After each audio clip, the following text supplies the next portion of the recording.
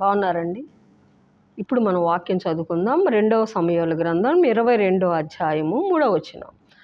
నా దుర్గము నేను ఆయనను ఆశ్రయించుచున్నాను, నా కేడము నా రక్షణ శృంగము, నా ఉన్నత దుర్గము, నా ఆశ్రయ స్థానము ఆయనే, నాకు రక్షకుడు, బలత్కారుల నుండి నన్ను రక్షించువాడవు నీవే. ఒకవేళ నువ్వు దేవుని స్తోత్రం చాలా బలహీనుడిగా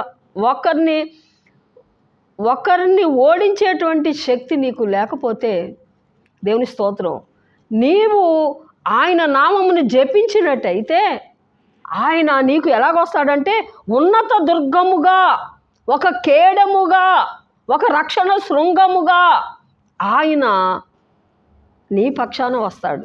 ఆమేన్. కానీ నువ్వు ఒకటేం చేయాలి? అయ్యా, నా ఉన్నత దుర్గము నీవే, నా ఆశ్రయము కూడా నీవే, నా కేడము కూడా నీవే, నా రక్షణ శృంగము కూడా నీవే, నన్ను రక్షించువాడవు కూడా నీవే. దేవుని స్తోత్రం. తండ్రి, ఈ బలత్కారుల చేతిలోంచి నన్ను ఏం చెయ్యి? రక్షించు వాడవు నీవే. చూసారా?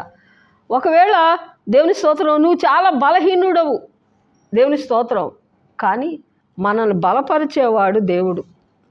కానీ నువ్వు ఒకటి చెయ్యాలి. ప్రభువా, నా రక్షణ దుర్గము నీవే, నా కొండ కోట నీవే, నా కేడము నీవే, నా రక్షణ శృంగము నీవే అని దేవుణ్ణి మీరు బతిమాలుకున్నట్టయితే, ఆయన్ని నువ్వు అడిగినట్టయితే, దీనముగా అడిగినట్టయితే, తగ్గించుకొని అడిగినట్టయితే, దేవుని స్తోత్రం, ఆయన నీ పక్షాన వచ్చి మనకి ఆశ్రయ స్థానముగా ఉండి, ఆశ్రయ దుర్గముగా ఉండి, ఆయనంట బలత్కారుల చేతిలో నుండి మనల్ని రక్షిస్తాడంట.